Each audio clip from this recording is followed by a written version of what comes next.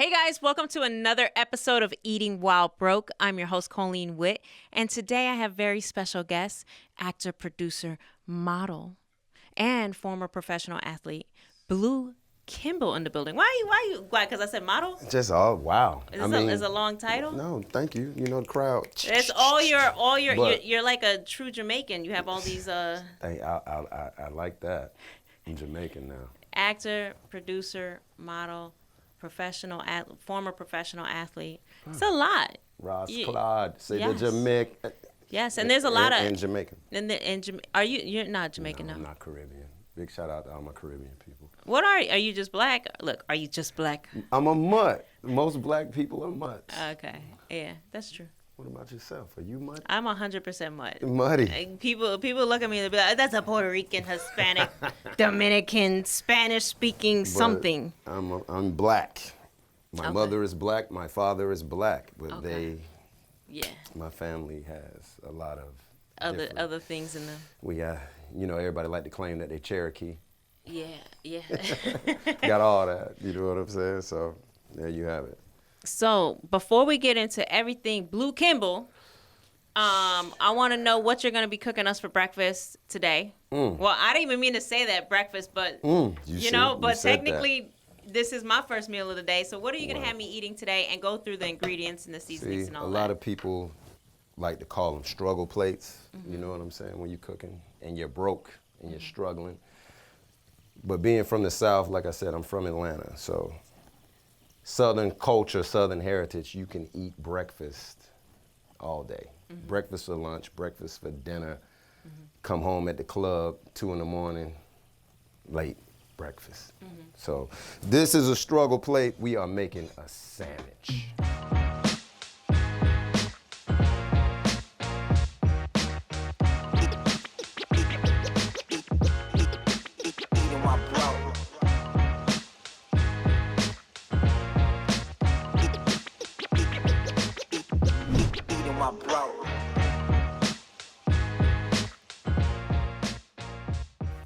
Okay, what's in your sandwich? Wait. Your sandwich? No, that's not what we said. Say it right. Sandwich? A sandwich. Hilarious. Sandwich. Not a sandwich. This is a sandwich. And it's going to have eggs and bacon and cheese. But a sandwich can be comprised of whatever ingredients you choose, but we're going to do eggs and bacon for this sandwich and cheese. And for this sandwich, do you do your eggs scrambled or hard over easy? Like how? Either or. Depends. Sometimes it's scrambled, sometimes you do them hard. You want to do hard? You from New York? Yeah. New York like hard eggs. We do. They like their eggs hard. We do. So we're going to do hard eggs. Okay, cool. Because New York is in the building. So yes. We're going to do hard eggs for New York. Everything from New York is just hard. Eggs hard, the girls are hard, brolic. He's been making fun of me, guys, since he got here. So right now, Blue has, for all y'all listeners, he already started cooking the potatoes. So that was a nice addition. So it looks like it'll be a nice hearty breakfast. Go ahead and hearty breakfast, because you got potatoes. Go ahead, make me some breakfast, man, and get into this sandwich times. Let's get into it. Like you said, we're gonna oil this pan.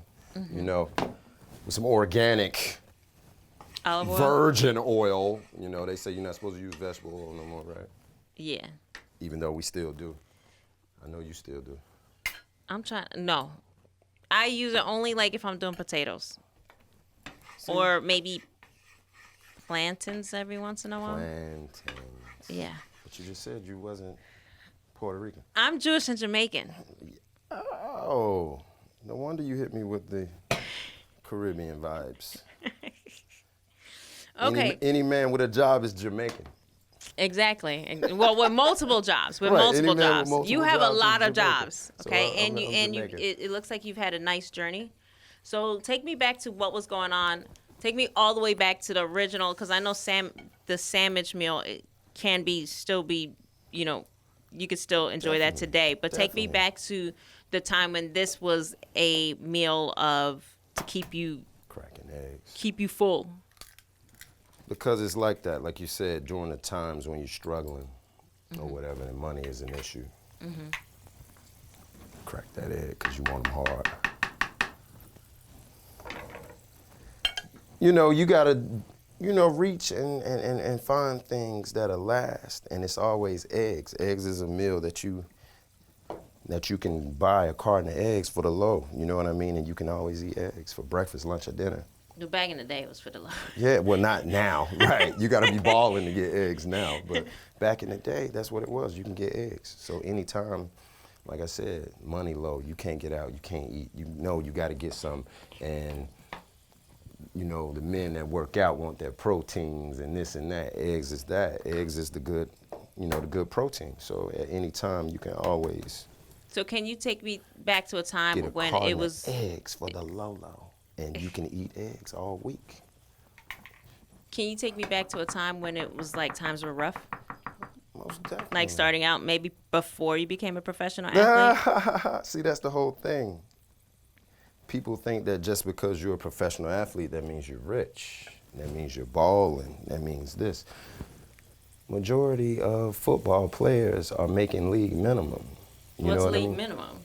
Back then, it was $150,000. Okay. You know what I'm saying? Right now, I think it may be $250, but it's still a lot of people that's making league minimum. So after you go through that and tax, you're still going to get taxation and all that. So yeah, you're playing football, but yeah, you're not rich. You're not balling. You're just getting paid to, your dream. To be a professional football player, and you still chasing the dream. But no, the people that are the names that you know, and they're getting paid $20 million a year. But trust me, it's more people that's making league minimum than it is people that's balling and getting paid all the money. And being a football NFL player, the schedule is like, what is the schedule? Is it like 100% full time, eat, sleep, everything it? Is that what it is? Yes. I don't know. I'm just saying. I it's don't like know. this. Okay, so being, from the culture, a man and whatever, most in our demographic from the 80s, from the 90s, there wasn't too many dreams not dreams, but too many other things that you see people that look like you and be like, oh, I want to do that. I want to be that. So that's why it's always sports. It's always football. It's always basketball, because that's us. That's who we see. You know what I mean? Now, in this time, in 2025 and going forward, you see so many different things, with the internet. You can see black lawyers, black doctors, black whatever. But back then, your superstar, your hero is going to be athletes. So like I said, we play sports from the beginning. I've been playing football, basketball, everything since I was 5 years old. So it was always that.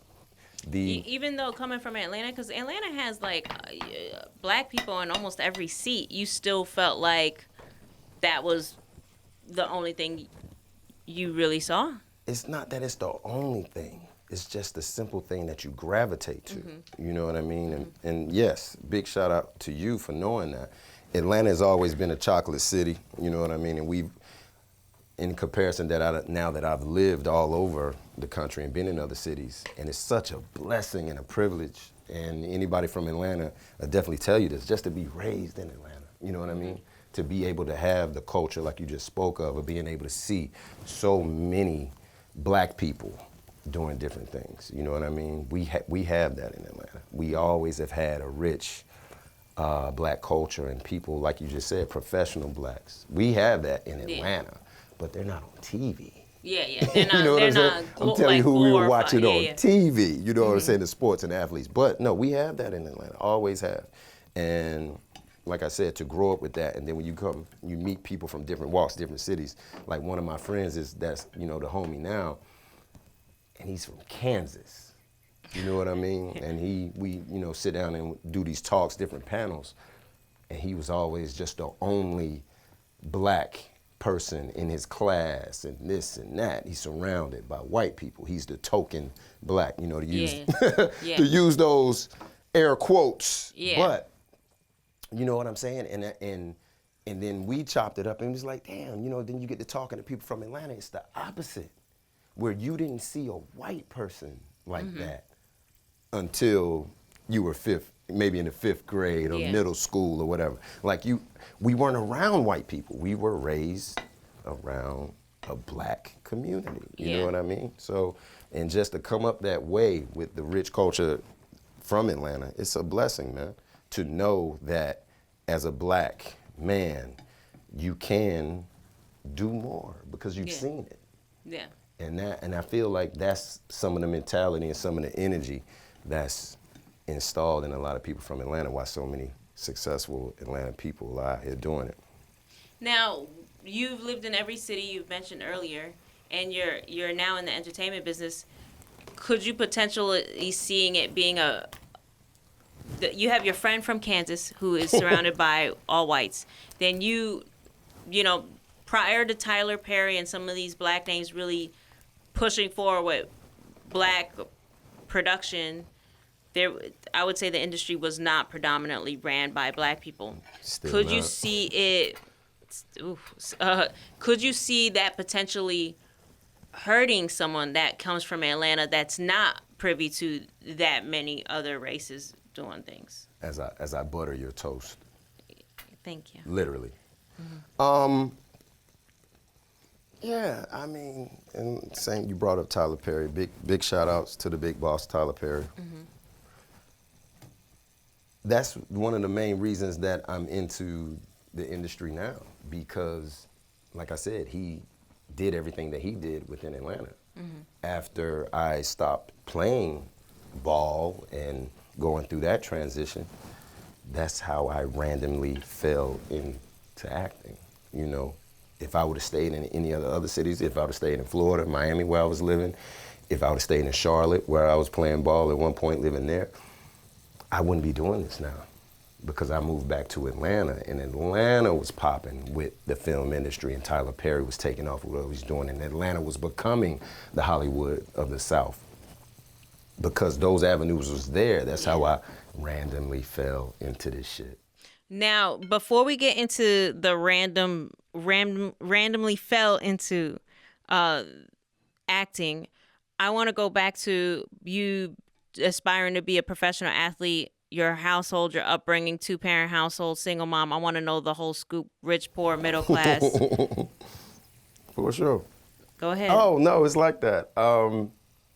No, I come from a 2-parent household. My mother and father are still married. I love that. And happily in love to this day. They've been married for 50 years.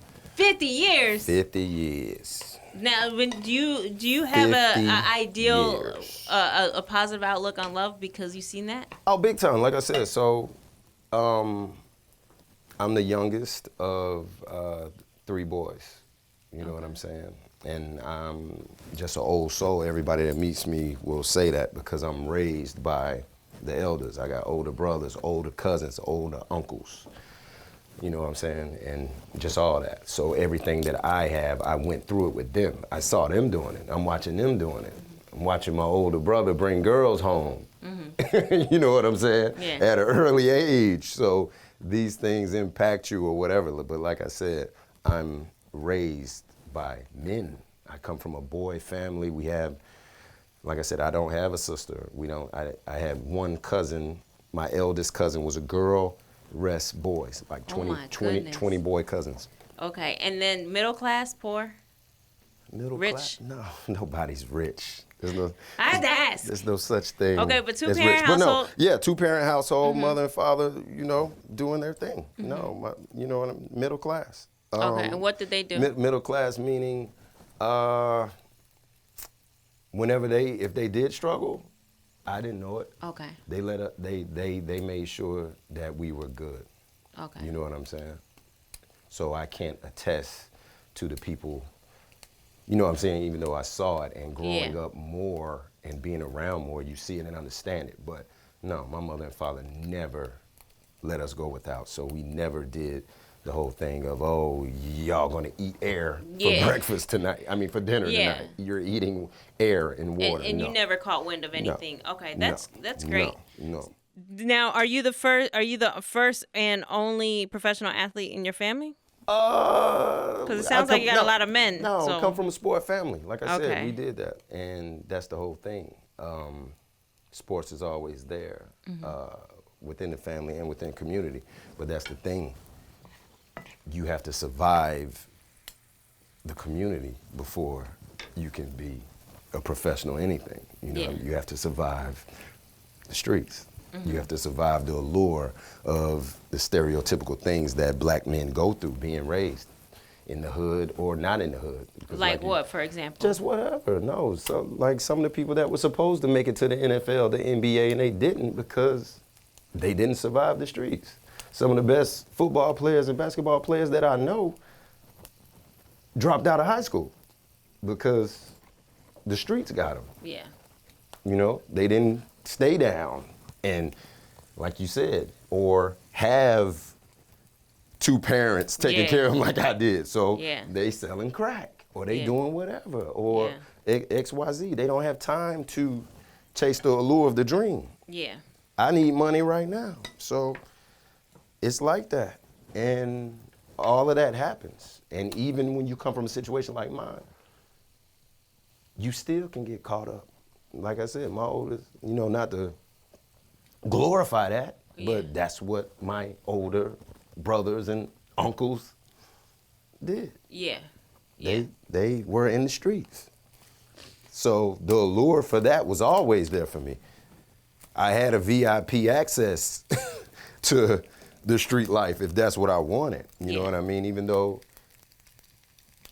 they wouldn't advocate it for me, it was still there. I had to make those choices. I chose not to be the stereotypical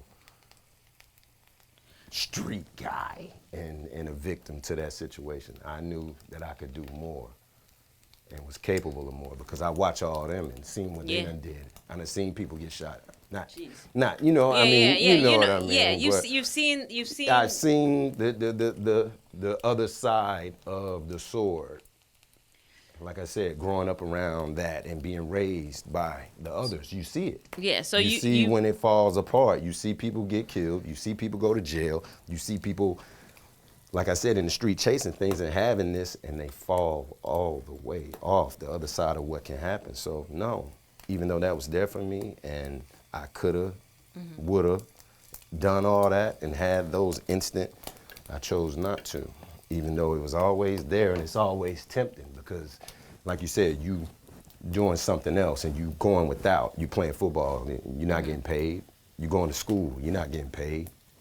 Your homie's pulling up in the damn Benz. Yeah. I saw a football documentary on, I want to say, a year or 2 years ago on Netflix, and it talked about like what football athletes go through and all that. And then even if you beat the odds of turning down sex, drugs, and alcohol before making it, once you make it, those vices come 10 times harder because now you have. You see how pretty this egg is I made for you? It looks so good. You know you're making 2 sandwiches, right? But this one's yours. I get mine after you. You get yours first. Oh, I love that. I'm going to judge his breakfast. But right now it looks good. It looks like he knows what he's doing, guys. So after you make it, I would imagine the vices come harder for you, right? So now you're dealing with women or you know, whatever. Just all of that. I mean, of course, those things are there. So like you said, going through those struggles or whatever. So if you don't just become a star. So if you have the potential to go to the NFL and all this stuff, 9 times out of 10, you're the man on campus in high school. You know, it's still there. The allure of those things are there. People showing you favoritism and more attention and XYZ. But yeah, no, it's different when you get to the league and now you're famous and you have $1 million at your disposal. Yeah. And you went from just having a high school sweetheart or 2 of people, and now you got 10 girls trying to throw themselves at you every damn day. Yeah, it's like that. It's a struggle.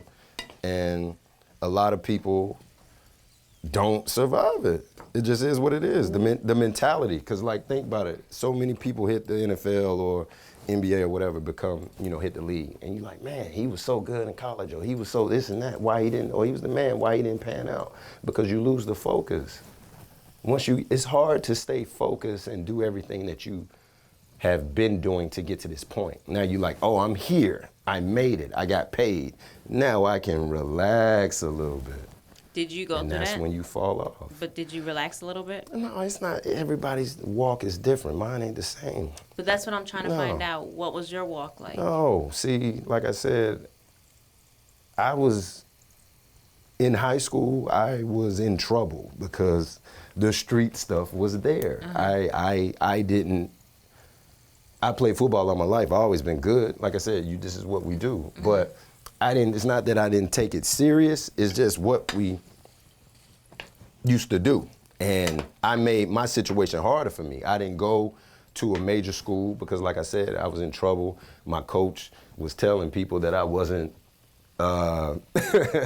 You know, people go say, you know, call him a hater or whatever, but he was telling people that I wasn't college material and that type deal. So I didn't go to major school. I went to black college. I went to Morris Brown in Atlanta. That was a black college. It's, you know, one of the historical HBCUs in Atlanta. They lost their accreditation, and they, you know, the football team when I first got there. So I went there, and then I transferred to other schools, and getting kicked out of other schools, you know, trying to find my way, and I ended up in Alabama. And I was supposed to try to get a situation going on at the University of Alabama. This was before Nick Saban got there, but in all their glory. But whatever, that didn't pan out, and I had to and I went to the black college across the street in Tuscaloosa. It's called Stillman College. And a lot of people have never heard of it. Stillman College in Tuscaloosa, Alabama, HBCU. Shout out to all the Stillmanites out there, the Stillman Tigers.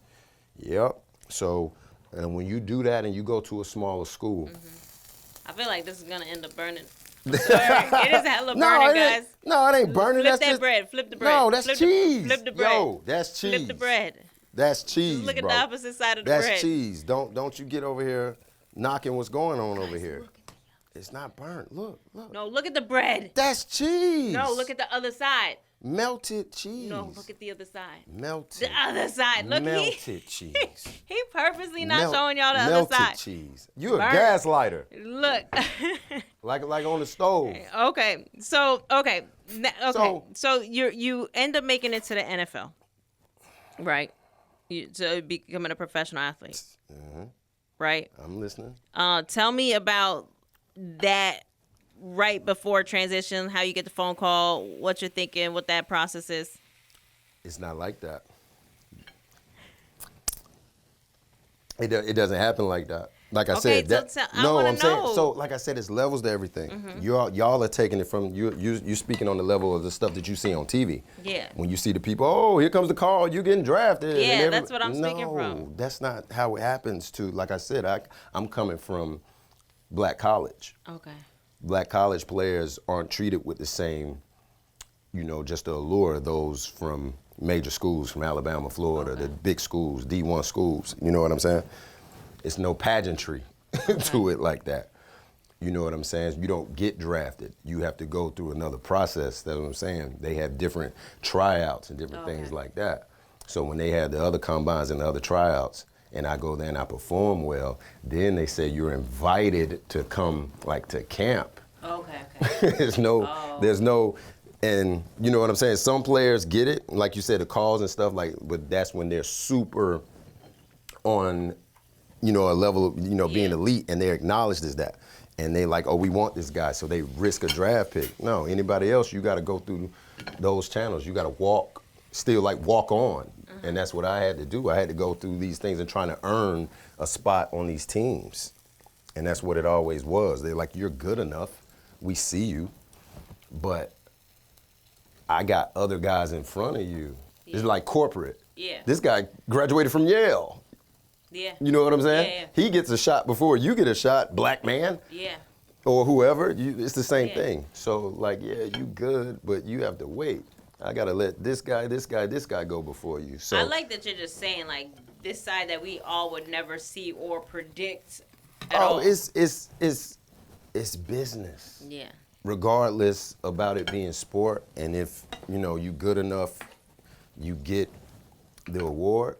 But still, if you don't go through those type of situations, It's different. You need an extra plate with. No, we got you. It's different. Like you said, you have to, you still got to go through the channels. You still have to go through the politics. You still have to do all that. And that's the side that nobody sees, that nobody talks about. And like you said, you like, man, I just want to play ball. I'm a kid. I just want to play ball. I just want to live my dream. And 9 times out of 10, it doesn't happen. When you were doing football, did you feel like you had arrived? You're it. This is it for you.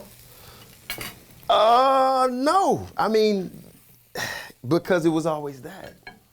I was never like in a place of comfort. Like, yeah, I made it. Yeah. No. Every day is like you about to get fired.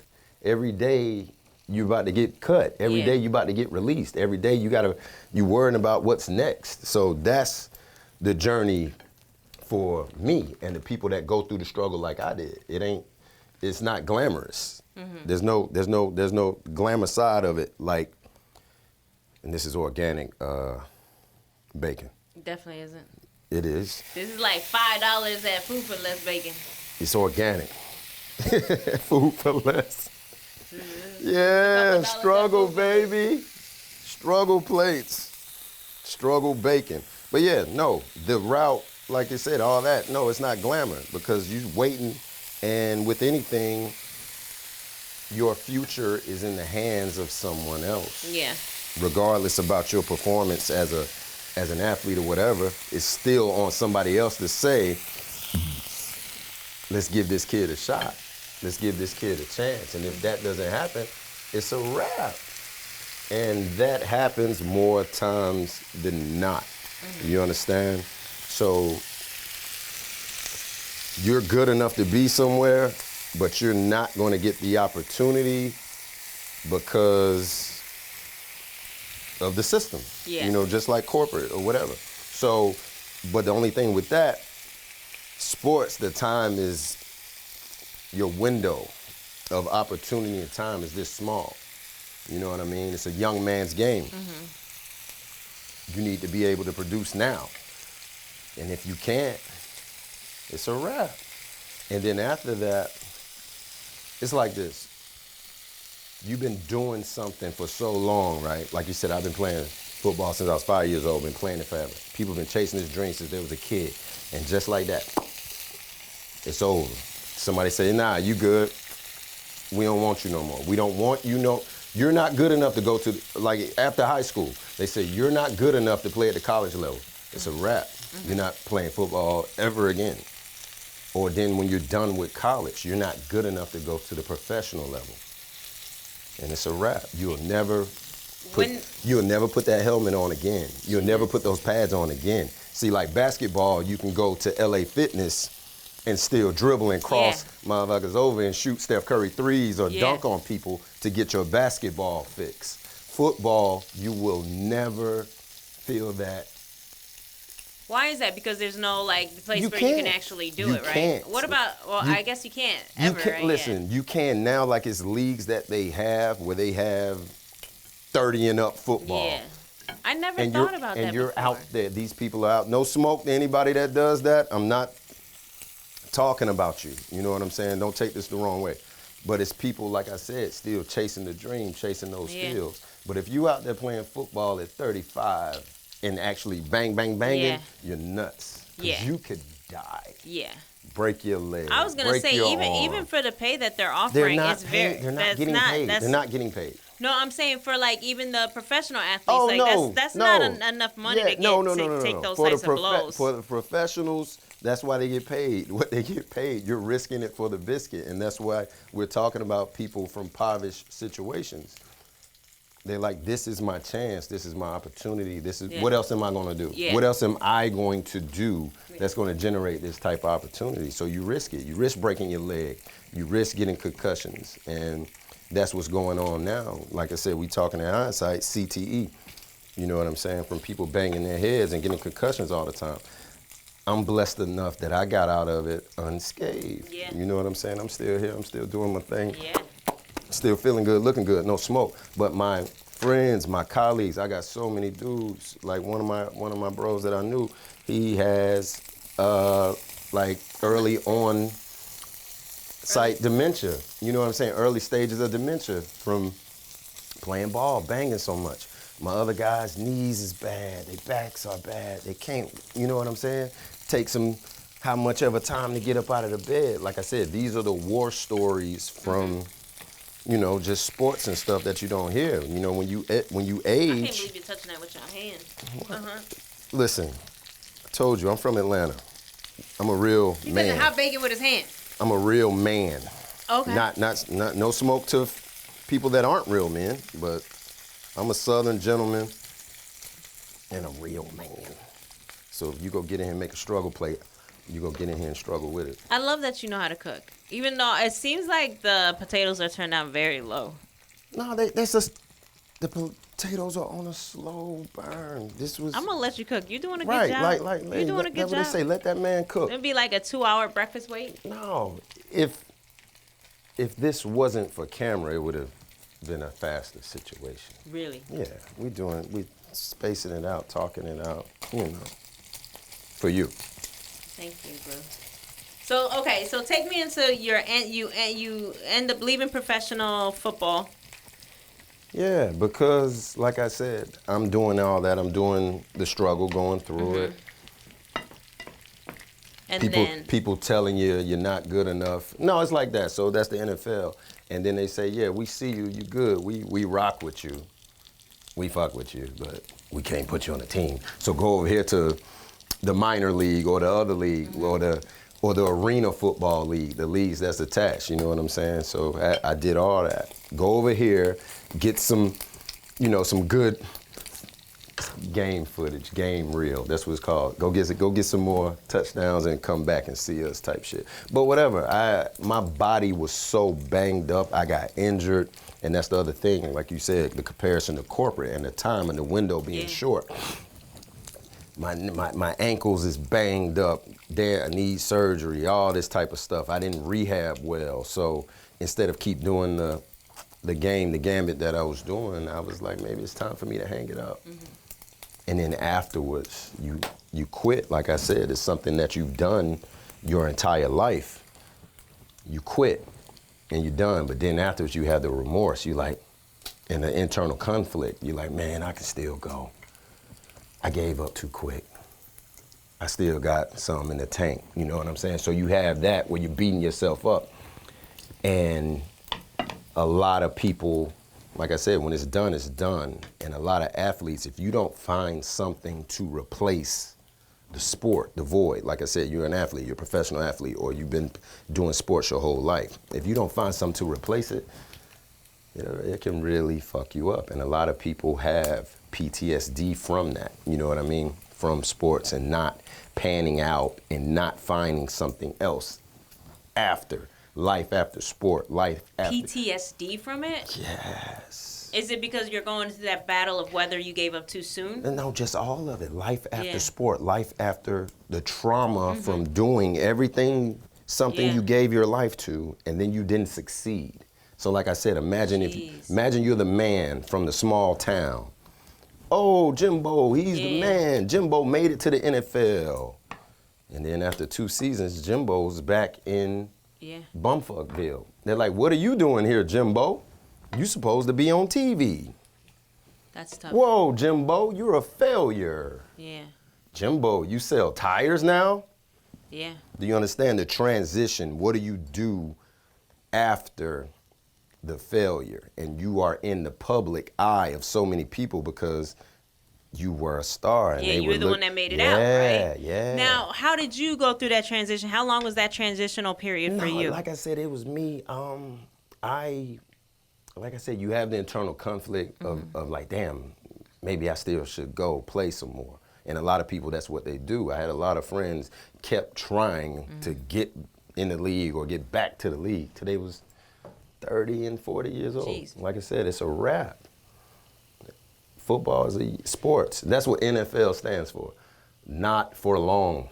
You hear that? Not for long. You're gonna be here, but you better figure it out. Not for long. It's a quick turnover. It's a young man's game. Did you every year there's a 20-year-old person trying to take your job. Yeah. Every turnaround. So did you go to therapy after?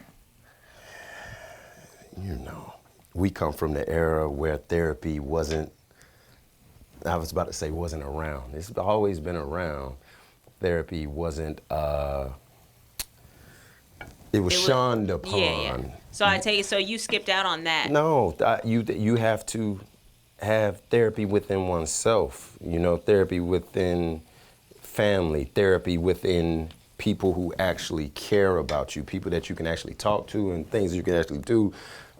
Church was there for a while, you know what I'm saying? We did all that. But my therapy was producing, as in generating, staying active, working, getting things done. Like I said, I had other business ventures from all the people that I had connections and things I had worked with. So what did you do after football? It's that, like I said, I had my business ventures, I had other things going. I thought that my connection to sport and football, I thought I was going to be a coach.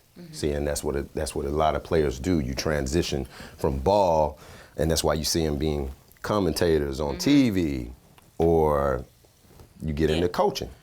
And that's what I thought I was going to do. I'm like, cool, I'm a coach. I'm going to be it's done, but I'm going to be a super coach. And that was a shock within itself because it was so much harder than I anticipated, and it was so demanding. It was 24/7, nonstop. And I was young. I don't know, I was 26, 27, young to me. You know what I'm saying? I was young. And I was in charge of a whole high school program.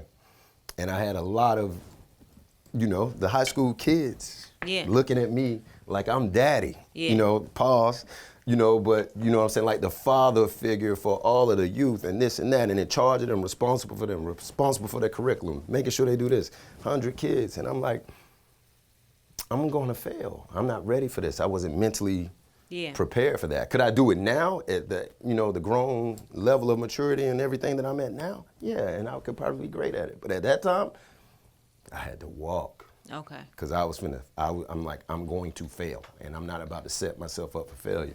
And they're like, you know how many bridges you're going to burn and yada, yada, X, Y, Z? And I'm like, it doesn't matter that I'm going to burn these bridges. Yeah. I'm not about to crucify, because I'm not, I can't give the dedication that that it's going to require. I'm still out here wanting to kick it with my friends and have drinks and go to the bar and do those free man things. I wasn't ready to dedicate myself to that. Yeah. So, like I said, I walked from that. And after that, that's when I fell into the acting shit. Acting. So how did the acting, hold on, pause for a second. We got to get you onto this mic. So, let's get it. Yeah. So I just want to speed up to. No, we're here. Watch this. That's yours. That's a lot of bacon. It's a sandwich. Is that for me? Yes. I don't really eat bacon like that. I only like a little, like. No, you just gonna bite it. You don't gotta eat all of it. I'll eat the rest of it. Okay. All right. So you keep saying that you fell into acting. You don't get like a picture of this or no? It's on there. It should be. It should be recording. This is glorious. I love that you're. Can I please do this to you, please? What? Do it. For one, that's Cajun. He's like this the whole time. He's like this. I'm just saying, like he's just like Cajun. He's just doing whatever he can to hide this. But I had to, because your sandwich does look good. But I had to. And the only reason that happened because we got to popping and talking, and I didn't. I had to do it. My timing was off, and it got a little too. It's smoky. It's melanated. Okay. It has melanin. We just need you to feed us at some point, Blue. This is gonna be the longest breakfast ever. I can make this breakfast in under 15 minutes. Okay. Listen, let me plate this. Please, please. Here, where's your plate? Here. Since as long as y'all can see it, the sandwich and the glory. Mm-hmm. Where the knife at? Let's open it up. Right here.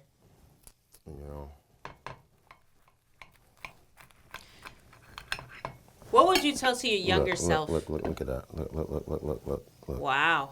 You see that? It looks great. You see that? It looks great. That's, Just do it under that camera right there. Right there. You see that? There. You see those levels, those layers in there?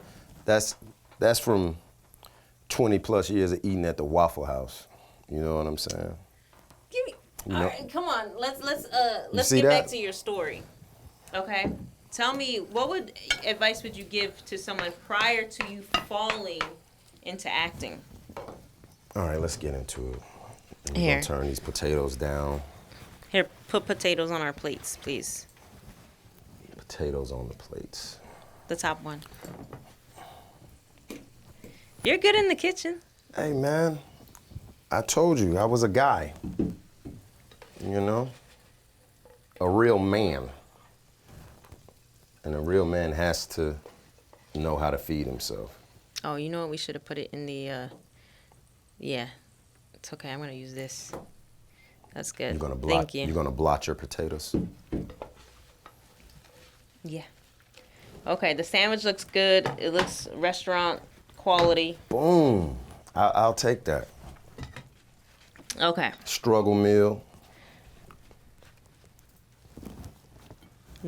You need one of these. The grease is good for you. I told you we from the South. We raised on grease. Yeah, right. Okay, here we go. Let's try your sandwich. You want me to try it or you're going to try it? We're both going to eat it. Yeah, well, I know it's awesome. Whoa. Turn that around. Show them. It looks like a gourmet sandwich, guys. Gourmet.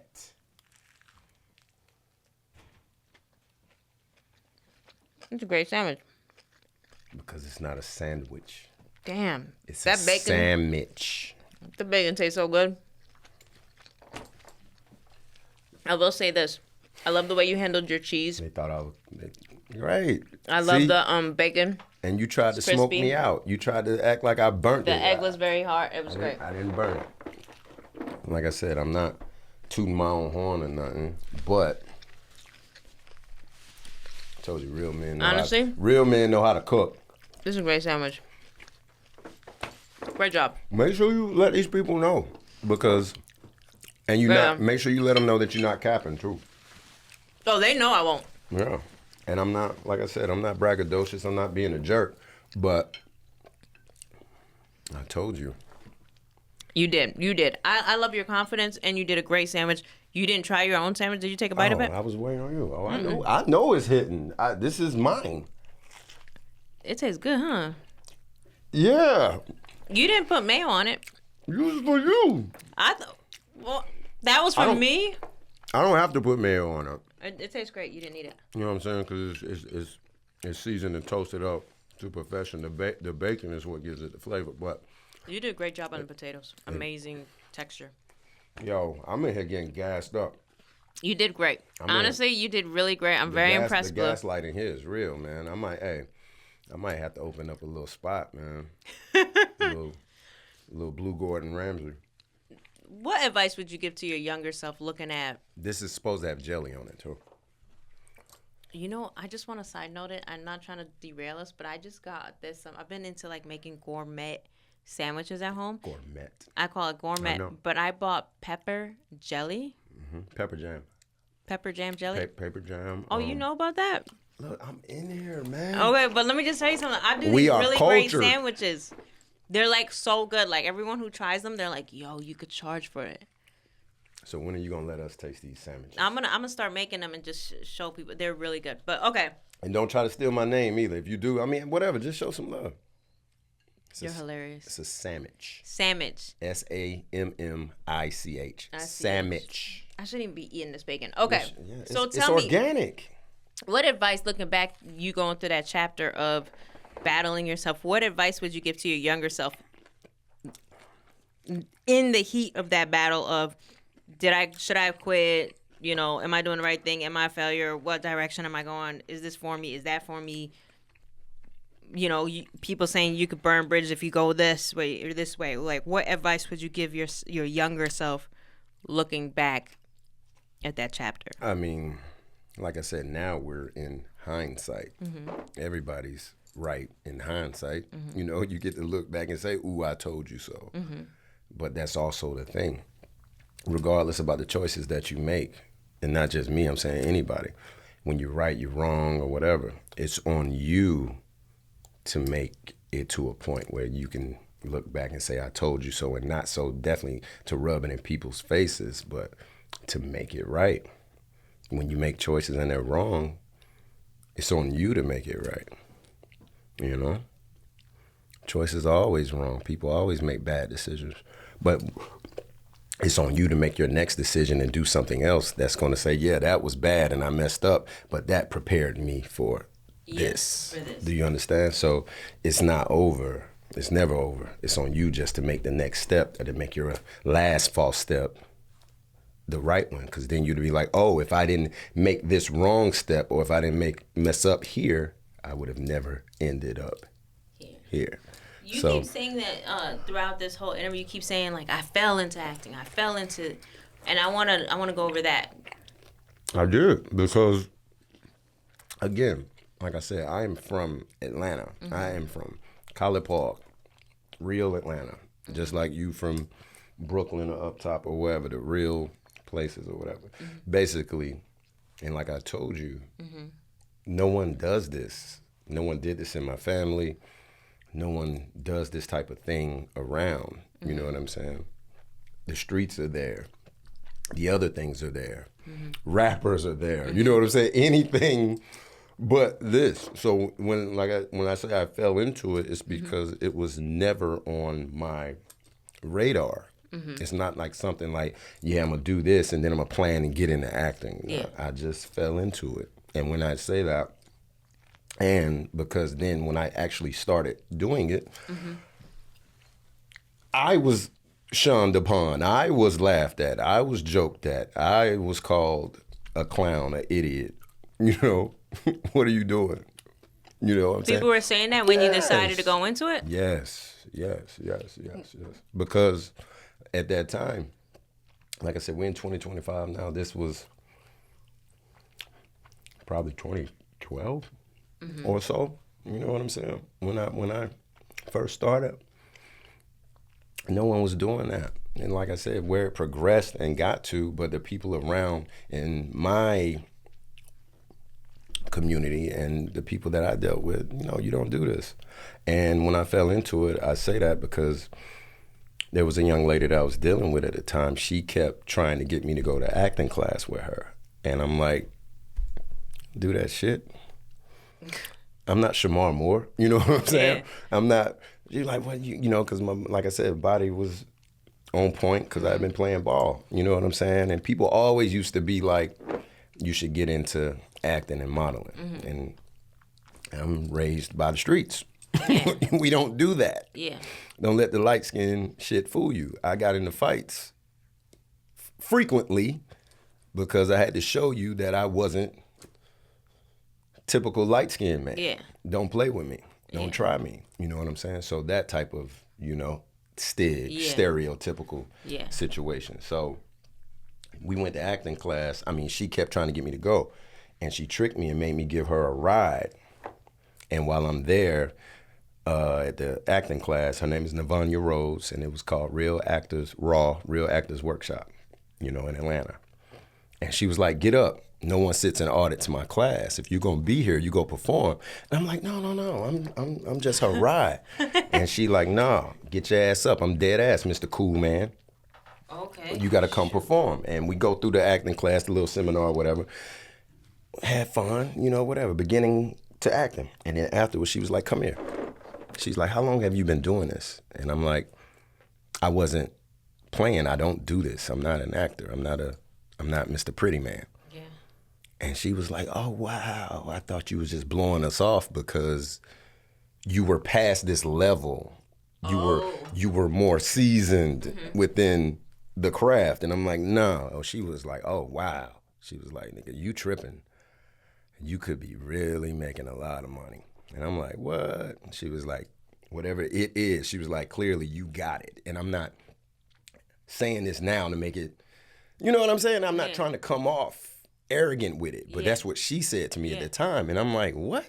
And she was like, You got the look, you got the body. Clearly, you have the natural energy for this. Yeah. And I'm like, what is she getting at? But whatever. So I'm like, well, fuck it. Excuse my French. Can we? Yeah. We can drop a F-bomb up in there. So yeah, I'm like, fuck it. I'll come back next week. And I, like I said, and because there were other girls there, it was different. You know, I'm like, all right, it's a joke. You know, whatever, just something to do. And I just stayed with it. And that little inclination is how I'm here with you today, and how, like I said, a joke and an accident became my whole life. Wow. Crazy. You're getting emotional. You look like you're getting emotional. It's like that. Yeah. It's definitely like that. So you started showing up to the workshops more? And he's continued with it? No, that's what I'm saying. That's where it started. And at that level, and you tell me I'm getting emotional because you recant everything that you've done, all that you went through, and now you're here, and it's crazy. When God steps in, you got to be clairvoyant and open enough to let him step in for you. You know what I'm saying? And it's crazy because if I hadn't have kept doing that, what would I have done? What would I have done?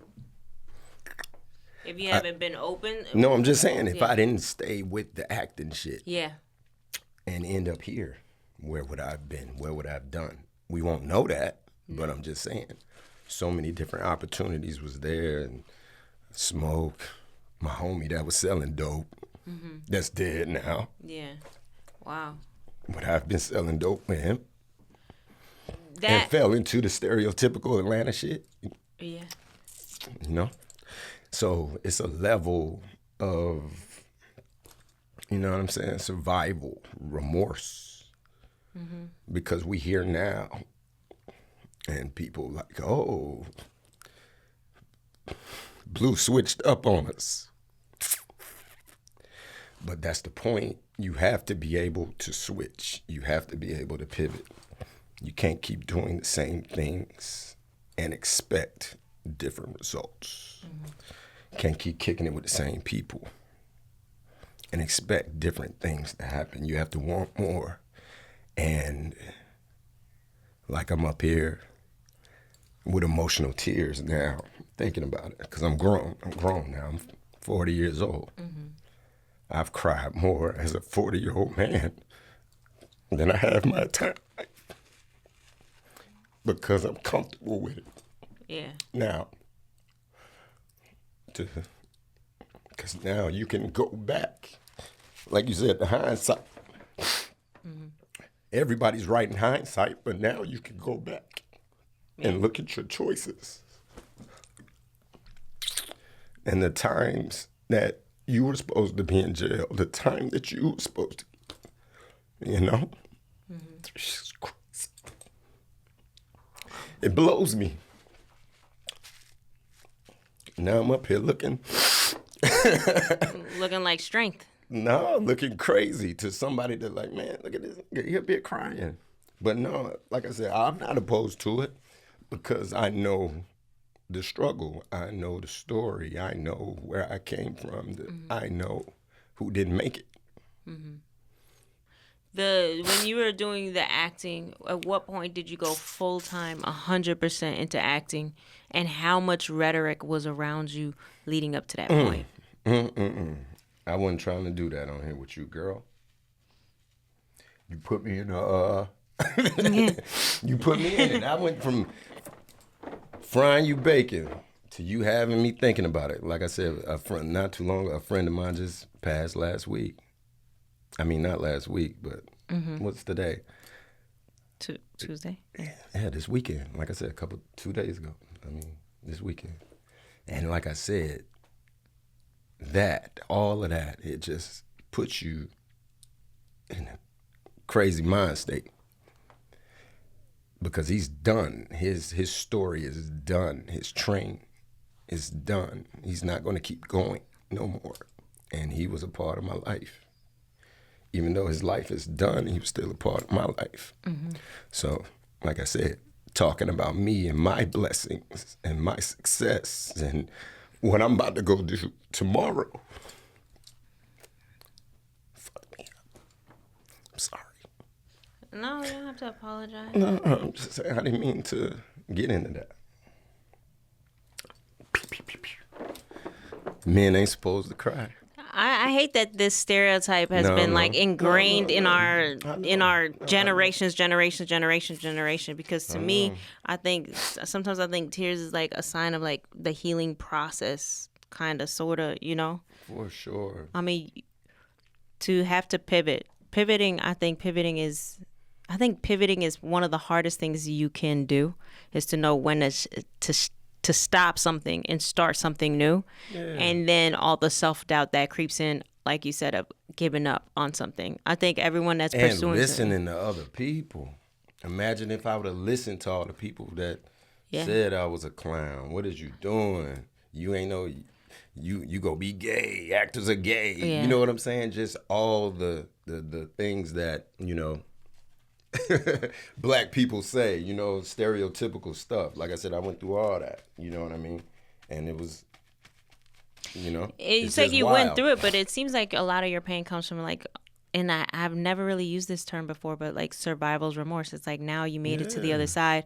Is it like you have this guilt or something that they didn't cross over with you? It's not about guilt. I'm not guilty. Because this is me, this is my life. You live for you. Like I said, this is my train. And I got a million more stops to make. That particular person that was talking about, his train is done. No smoke to him. But I'm not done. Yeah. I can't crash my train and burn it out because his stopped. Yeah.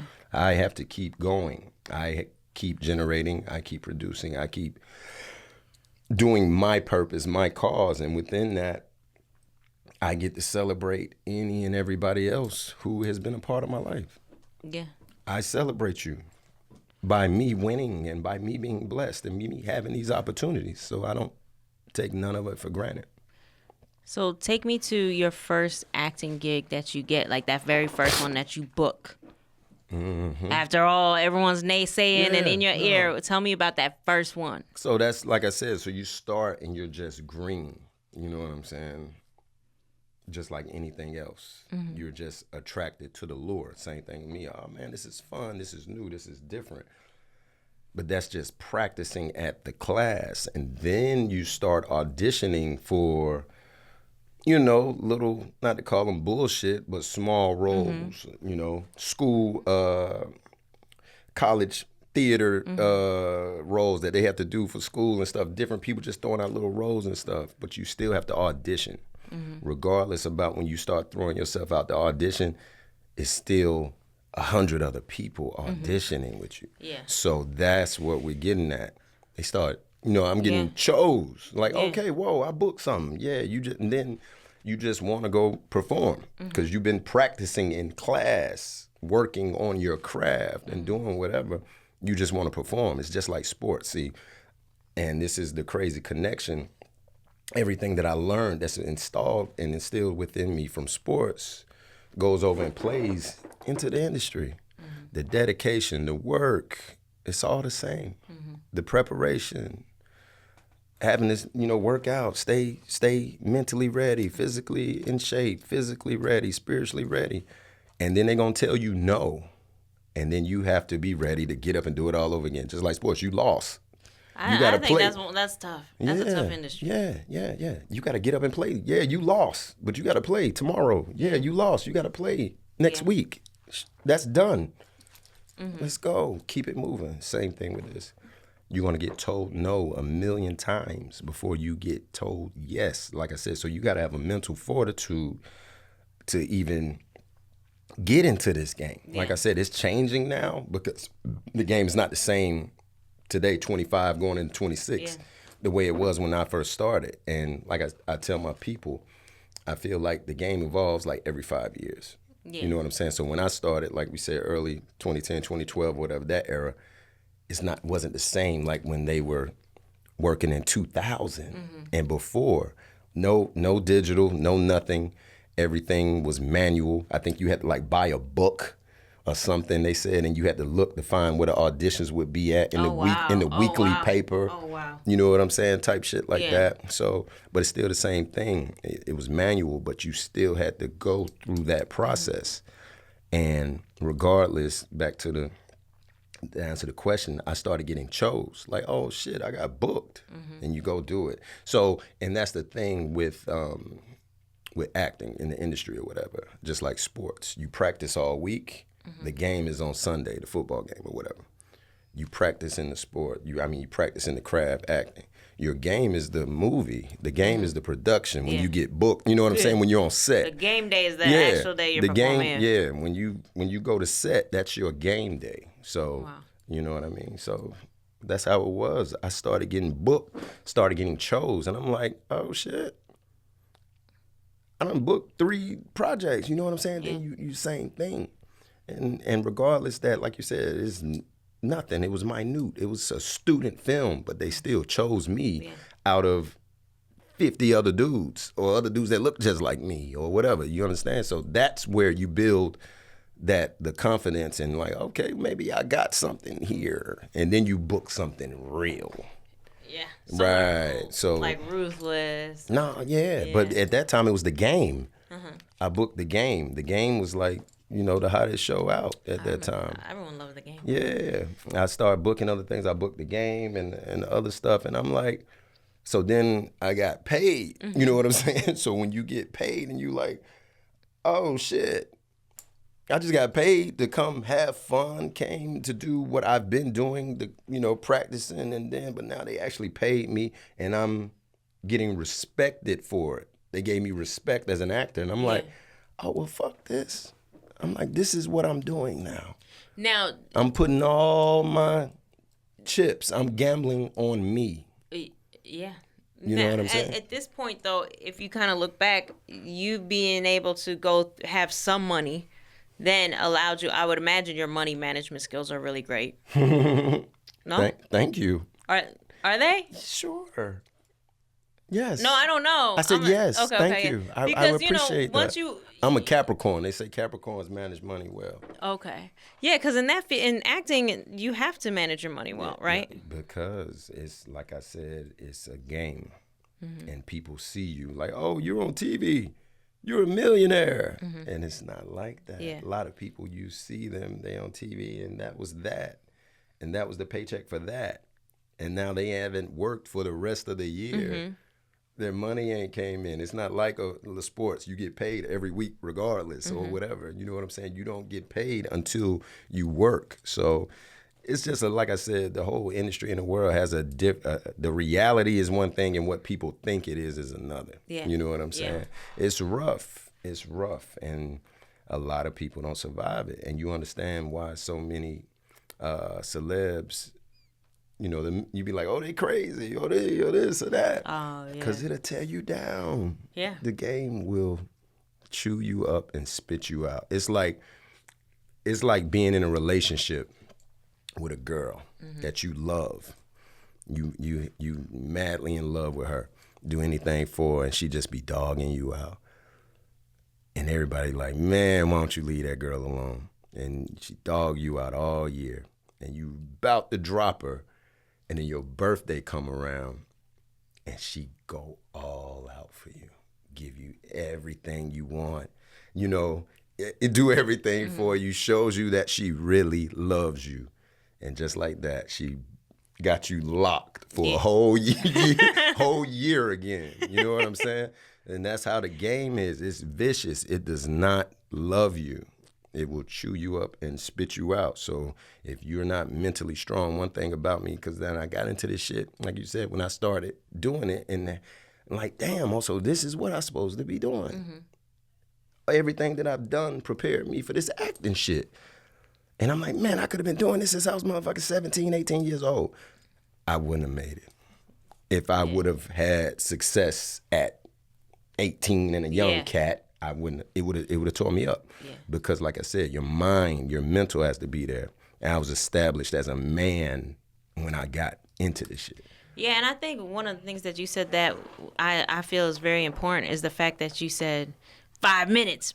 Person that's calling Blue. Nah. We at work. Don't call me.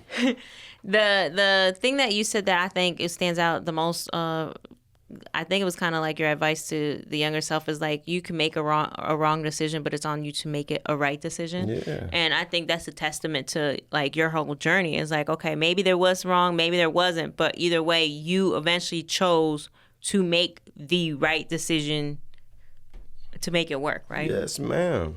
It's just, So, I feel that the universe rewards your efforts. You know what I mean? God and the universe rewards your efforts. So if you're putting it in, then God and the universe will meet you halfway to give it back to you.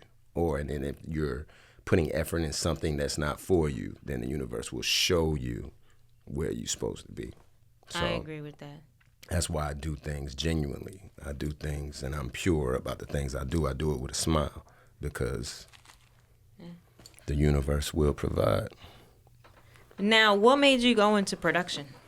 The same things that we're talking about. Producing. Yeah, the same things that we're talking about. So, like I said, coming up and having success and being blessed and starting to book, and I'm having success as an actor.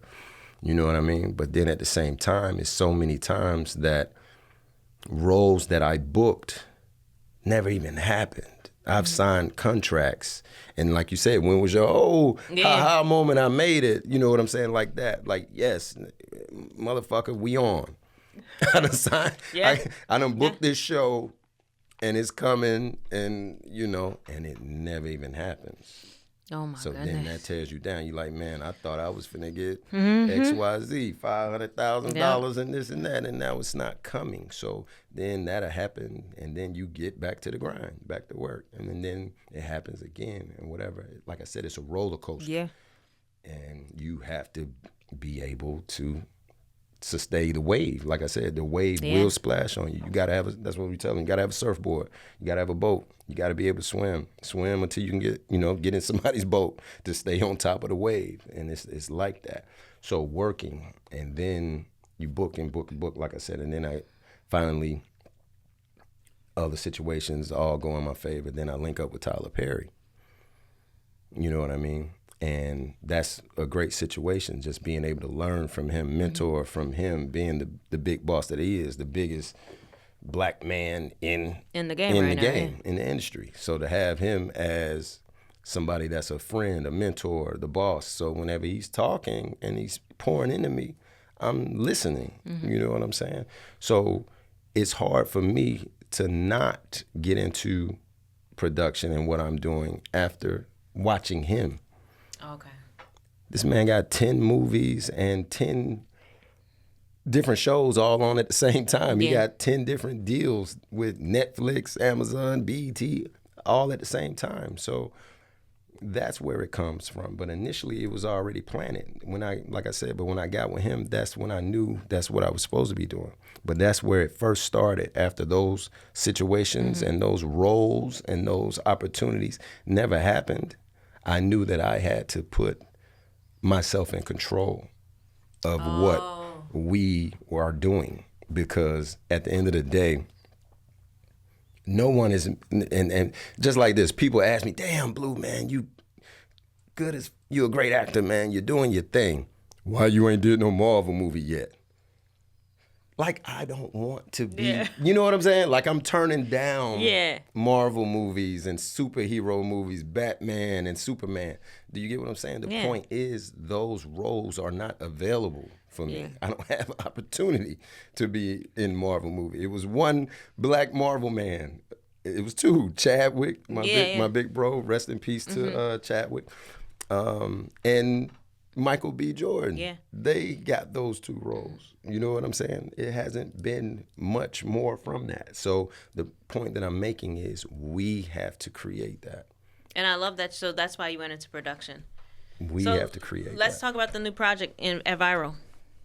We are currently, the production company is Viral Productions, started by myself and my partner, Frank Atkinson.